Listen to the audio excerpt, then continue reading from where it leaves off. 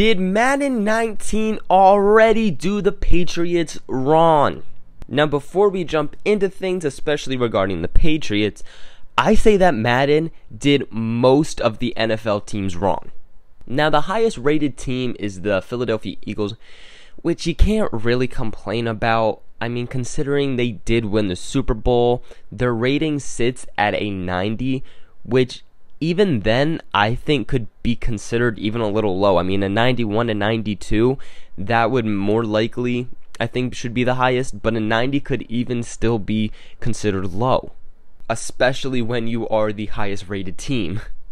Now, the second best rated team, as you obviously could guess, is the New England Patriots, which again makes sense because technically they were the, air quote, second best team in the NFL.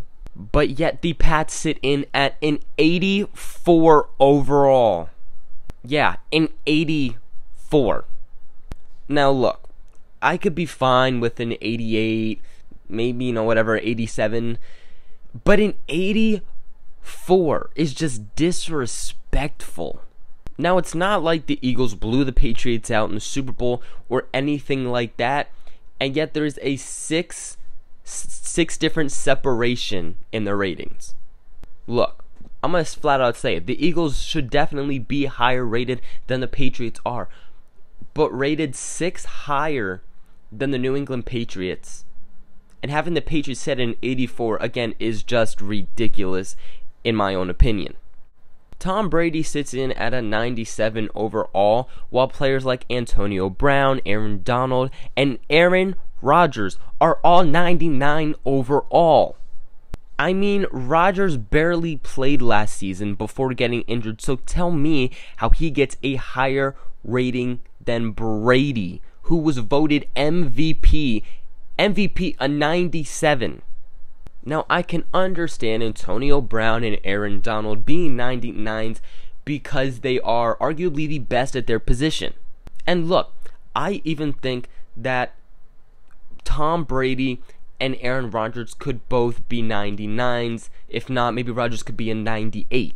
But for Rodgers to get that 99 and for Brady to get that 97 to me just does not make sense.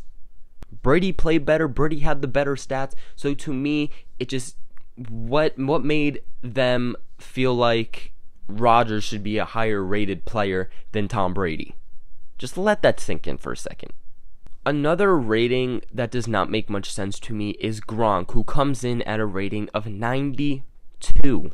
He had over 1,000 receiving yards, made it 15 on NFL's top 100 players, played all but one game because he was suspended, and is the best tight end in the league, but yet he gets a 92?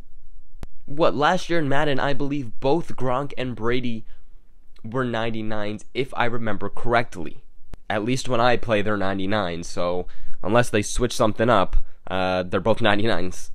So for Brady to go from a 99 to a 97, and for Gronk to go from a 99 to a 92 when they both just had bomb seasons, just where does that make any sense? Now, Devon Mcquarrie is rated 91, which I can't really complain about. I mean, that's not a terrible rating. He isn't the best safety in the league or anything, so I'm not going to necessarily complain with a 91. Now, Jason McCourty is an 86, which is pretty nice for him. I'll give him that. I mean, an 86 for someone we don't really hear much about. I'll give him that. Now, Gilmore is an 85, which is one lower than Jason McCourty, which really caught my eye that Jason is higher rated than him. My only guess is that it's because Gilmore had a slow start last year, so that's my best guess, but other than that, it doesn't really make much sense. And then Trey Flowers is an 85, and Edelman is an 84, which again is someone I feel is low. And before the comments roll in saying, well, Edelman missed the entire season. Well, Rodgers missed most of the season, and he made it to a 99, so that doesn't make sense. The other Patriots we know the ratings of is Adrian Claiborne, who is an 83, and Patrick Chung, who is an 81, which Patrick Chung is just a extremely underrated player. But that's the only ratings we know as of now. Something I feel is quite ridiculous is that 19 teams are rated between the ratings of 72 and 79, which is just crazy. That is more than half the teams in the NFL being rated in the 70s. Now, the Patriots were obviously, without a doubt, the best in the AFC East, which is why they are the highest in that division.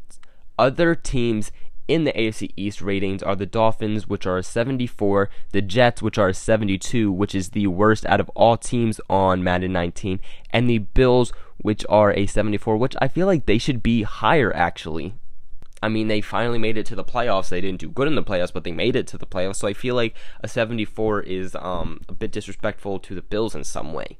Now, I don't think they should be extremely high or anything like that, but I feel like a 74 is a bit low for them.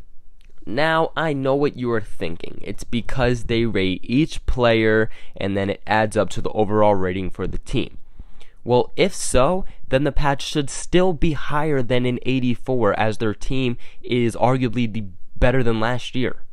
And if you're going to go by that philosophy, the Browns should also be higher than a 74, and the Raiders shouldn't be as high as an 81. Just something I find to be confusing and a bit disrespectful, not just to the Pats, but to many, many other NFL teams. I've heard a lot of angry fans about Madden 19 ratings. This has been all over Instagram that I've seen. It's been everywhere with a lot of angry people, so who knows what's going to happen. But what do you guys think about this? Do you think that the Pats should be higher? Do you think that this is a good spot for the Patriots? Do you agree or disagree with what I'm saying? And if you disagree, tell me why. And if you agree, tell me why. That's it for today's video, though. I'll catch you guys in another video, Pats Nation.